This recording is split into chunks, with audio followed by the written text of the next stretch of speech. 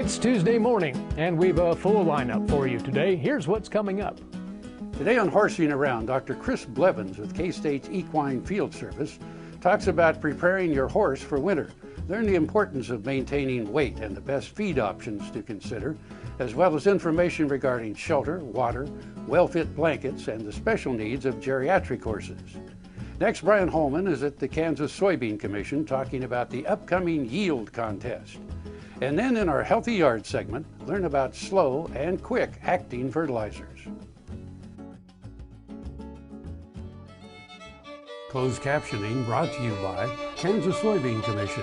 The Soybean Checkoff Progress, powered by Kansas farmers. Horsing Around, brought to you by Roy Fry Western Lifestyles, dressing Northeast Kansas their Western best for over 57 years. Hello, and welcome to Horsing Around. I'm Dr. Chris Blevins. I'm the assistant veterinarian here at the vet school with Equine Field Service. And today we're going to talk about a fairly important subject, getting close to winter and what we should do with our horses and get prepared for what's going to be considered kind of a colder season for our horses. One of the first things I think that a lot of owners ask is, how do we make sure we maintain weight on our horses, and what should we be feeding them through the winter? Probably the biggest thing that I think owners should remember about going through winter is most of the time horses are going to do fairly well as long as they have an area where they can go to be dry and get in out of the wind every once in a while. So shelter is fairly important in those situations. Most of the time, even with like a dry snow, they can sure be outside, and you'll see horses outside during a snow aspect. As long as it's not a wet snow, they're going to be fine, and as long as they have a nice hair coat, that's going to help protect them from the colder weather in those aspects too. Sometimes in the older horses, we will put blankets on them, and so you can go to your different stores and find a good blanket that fits. That's important too. So if you use a horse blanket, make sure it fits properly. A lot of times, a lot of blankets will rub the hair off of the shoulder of horses, based on ill fitting. So always double check those if you're going to put those on.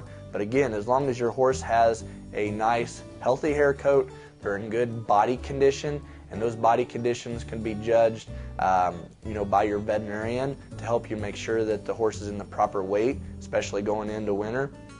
And there's some other aspects that we need to make sure we understand and owners use when it comes to horses and making sure they're ready for winter. And food is another part of that.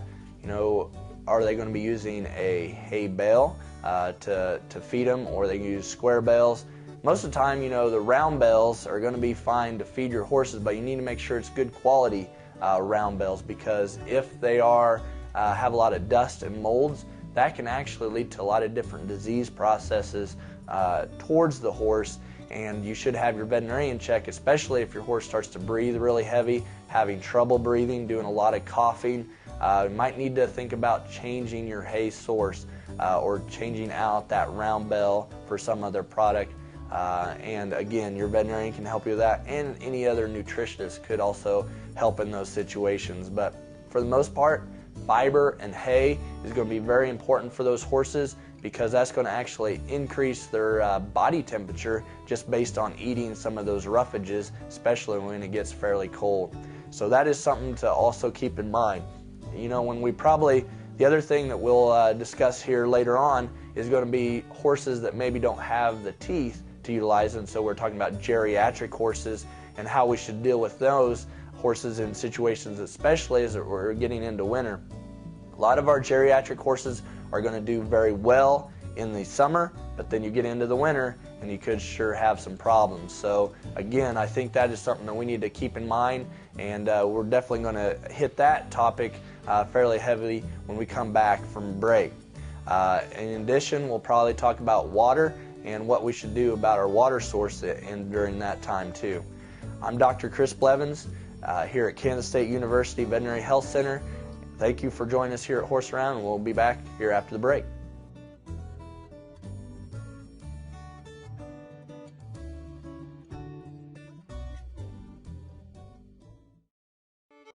Valley Vet Supply is devoted to providing information and professional quality products at reasonable prices. Valley Vet Supply. Here in Dallas, we're proud that our vehicles use an advanced biofuel called biodiesel.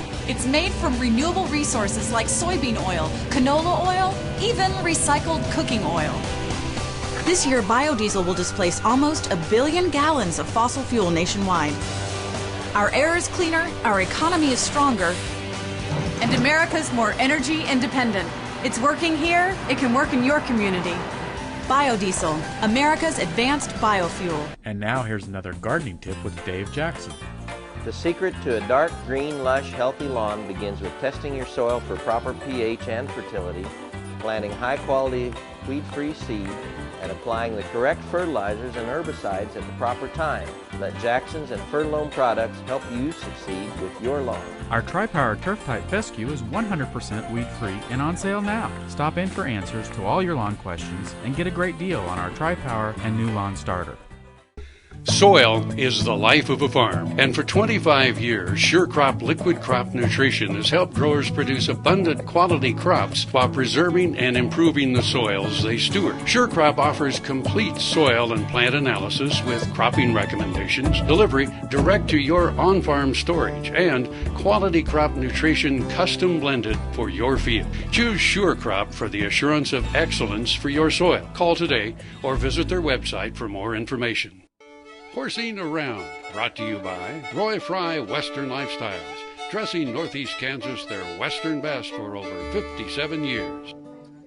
Hello, I'm Dr. Chris Blevins here at Kansas State University Veterinary Health Center with Equine Field Service, and thanks for coming back to Horsing Around.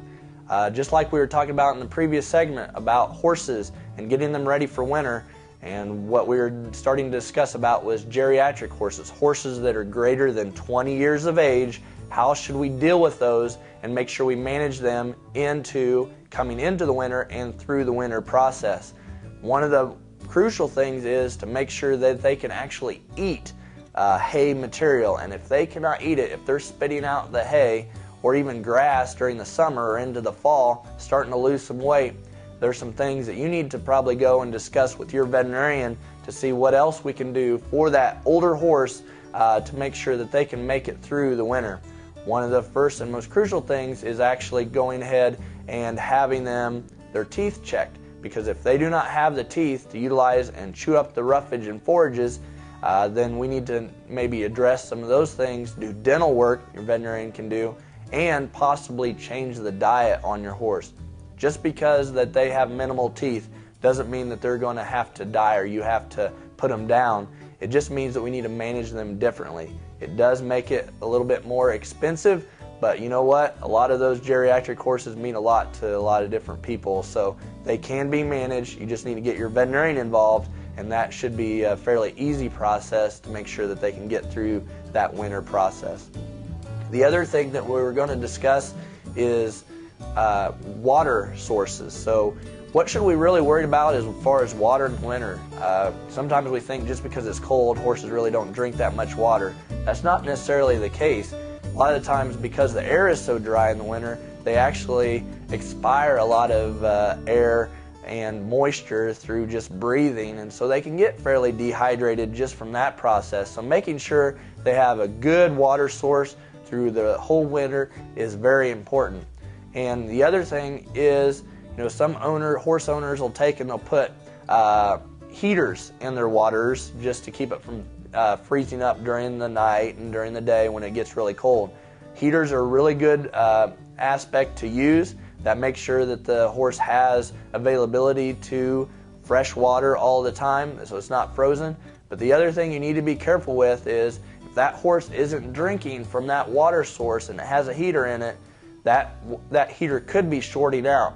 So making sure that it doesn't have a short in it is important. So if that water isn't going down and they're not drinking very much of it, you might need to check it and check that heater to make sure that it's not shocking the horse, because they will not drink obviously from something that's going to shock them in those water sources. So that is also a very important aspect to remember about horses and getting through the winter. Water, food, and be able to utilize the food and shelter.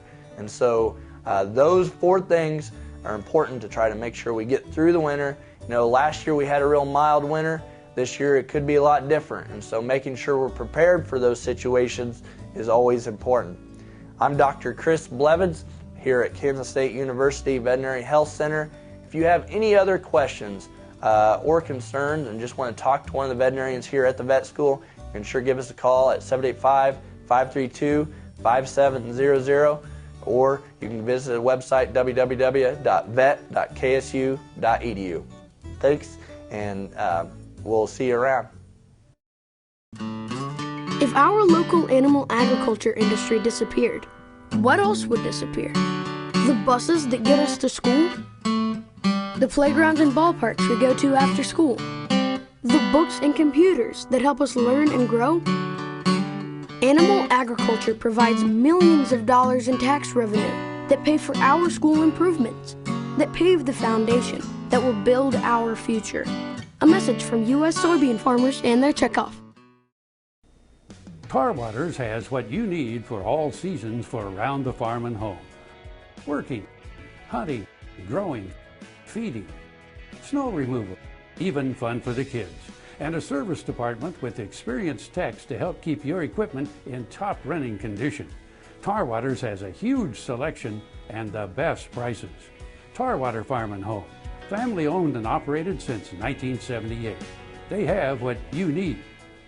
If your company relies on business vehicles, it all comes together with Briggs Dodge Business Link with business vehicle financing. Business Link is a no-cost membership with advantages such as extended service hours, a dedicated staff, free loaners, shuttle service, and much more. It's about more than being in business. It's about doing business better, smarter, and more efficiently. Briggs Dodge Business Link is custom made for you. Call Briggs Dodge and let them show you how Business Link can help your business.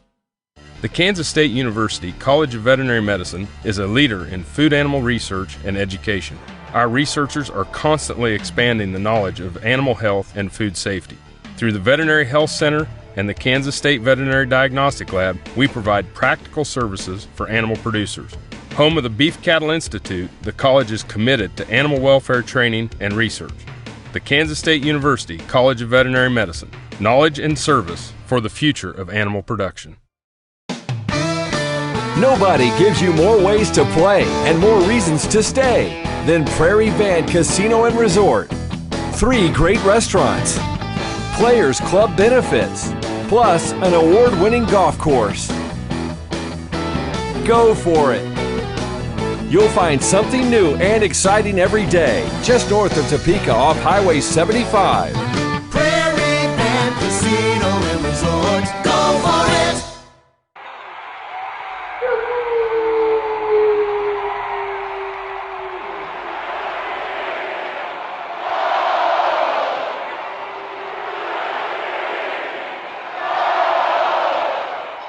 We're raising a lot of heaven, the country parson. Hi, my friends. The gunfights of the Old West have a history of their own, don't they? They rarely had 2 gunfighters squaring off in the dusty streets.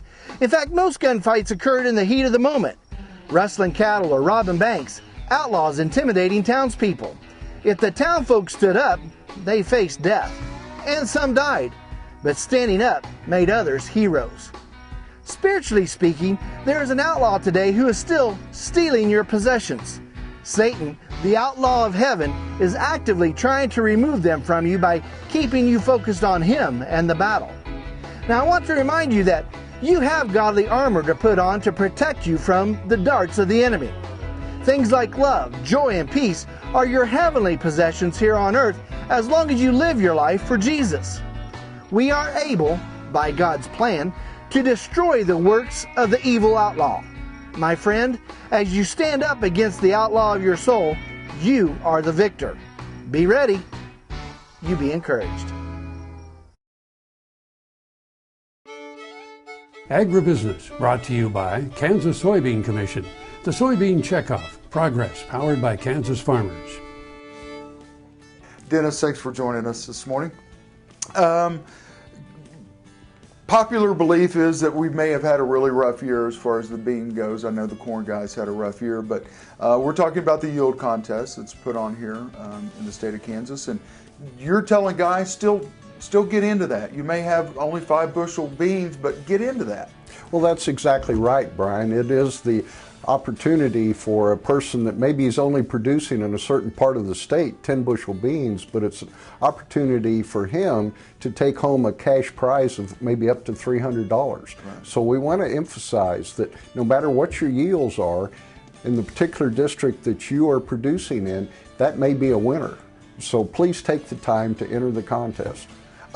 This is a good year where guys get to could possibly share information. We may have one guy in the district who does 22 bushel and another guy that does 5. It's a good way for them to share ideas and information, wouldn't you think? Oh, it really is, because at the end of the contest, we will provide information on anybody that enters. We provide the varieties, we provide what the yield was. There's also an oil and protein aspect to this, so maybe the yield's down, but a lot of years in a dry year, that means that the oil content's higher, and oil is what's driving some of the price right now. So they could still be a winner on that part of the contest.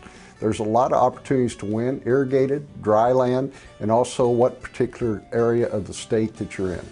Well, this year, I mean, there has been pockets of rain, kind of late summer rains, maybe helped out a little bit. Parts of the state have been very dry. What are some of the things you're hearing back from the growers this year? Well, I was just talking to one of the growers just the other day at a meeting, and he said he was glad now that he hadn't decided to bale his dryland beans earlier, because now he thinks they might make 15, 20 bushel. Well, you translate that into the current price, that's still not a bad return, plus maybe those 20 bushels in his particular area will be a winner. You know, it is those isolated rain showers. There's certain parts of the states that are just as green as if it rained every day, which we're now talking northeast Kansas again this year. But there's other parts where they have lucked out, caught a brief shower that helped those beans to survive until not only started getting a little moisture here late August, but also with the cool down now in the temperatures. I think a lot of this goes back to what the Kansas Soybean Commission and its members who provide money through the checkoff program in research being done at Kansas State and other universities across the U.S., getting varieties of beans that work really well in the state. Well, that's exactly right. You can buy a variety. Somebody will come along and want to sell you a variety, but maybe that variety doesn't fit your area. I've known this from years of farming myself, that you have to find those varieties that work well in your area. And that's one thing that this contest helps provide, is that information. Okay, this variety is working well here in north central Kansas, but it's not going to work in southeast Kansas. So you have to sort through all the information that we take off this contest, sort through it, because we will provide that at the end of the contest, and figure out for yourself what will work for you. How can a grower watching the show this morning get information on the contest? Well, they can call in to 1-800-328-7390, or they can go on the website where the entry form and everything is provided right on the website. Click on that, print it off, and of course then they'll have to contact their local county extension agent, who is responsible, or he's the final say, and yes, it's a 5-acre plot, and yes, this is what came off the combine. So he'll have to make that, producer will have to make that contact. But once that's done, it's a very simple process. They can also send in about a gallon size container of soybeans that will be entered in the oil and protein end of the contest. And from there, we will announce the results coming Expo on January 9th this coming year here in Topeka. Is there a cutoff date? Because there's probably different times throughout the year. Different parts of the state are going to harvest at different times.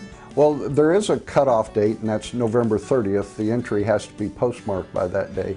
But realize that in this particular year, everybody's going to, it seems like, is going to be done very early, unless all of a sudden we hit a muddy fall, which does not look like it's going to occur. Well, Dennis, thank you for your time this morning. Well, thank you, Brian. Appreciate you coming. Here in Dallas, we're proud that our vehicles use an advanced biofuel called biodiesel. It's made from renewable resources like soybean oil, canola oil, even recycled cooking oil. This year, biodiesel will displace almost 1 billion gallons of fossil fuel nationwide. Our air is cleaner, our economy is stronger, and America's more energy independent. It's working here, it can work in your community. Biodiesel, America's advanced biofuel. Saddle up and head on down to Roy Fry Western Lifestyles, the finest complete Western store in Northeast Kansas. Look your Western best. Select from 3,000 pairs of boots, Western home decor, and accessories. Near the corner of Highway 24 and Kansas Avenue. Open till 6 during the week, 9 to 5 on Saturday, and Sunday noon till 4. Or you can always shop online. Western people serving your Western lifestyle. Roy Fry Western Lifestyles. Valley Vet Supply is devoted to providing information and professional quality products at reasonable prices. Valley Vet Supply.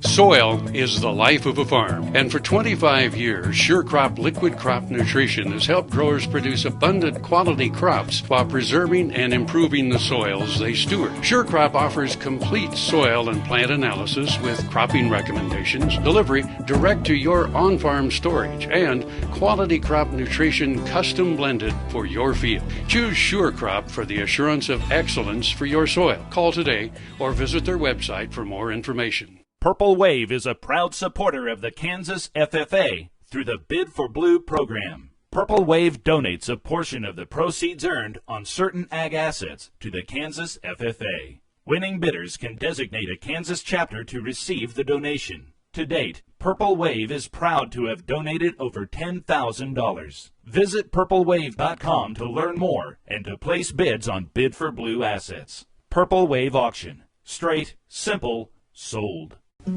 We'd remind you to check us out on the radio side for agricultural information from Kansas State University on Agriculture Today. Find it on the web at ksre.ksu.edu.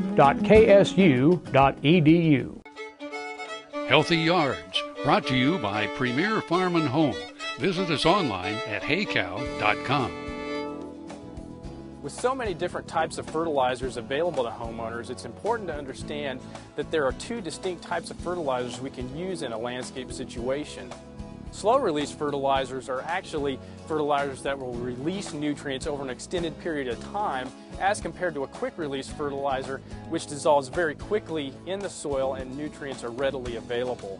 There are many forms of slow-release fertilizers such as organic materials, compost, and manure make great forms of slow-release fertilizers. You can also buy professionally packaged products such as this Feather Light and Bone Meal that will release nutrients over an extended period of time.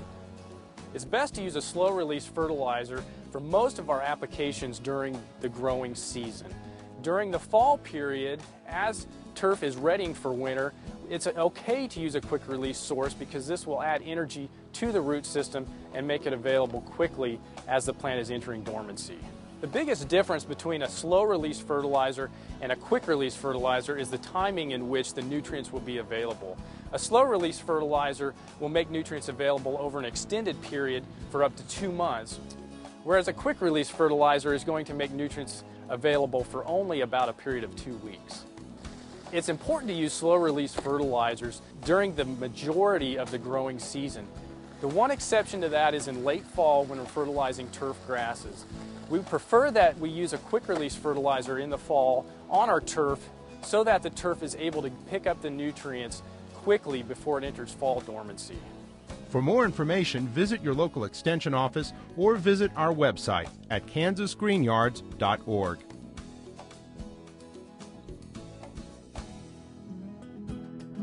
Closed captioning brought to you by Kansas Soybean Commission.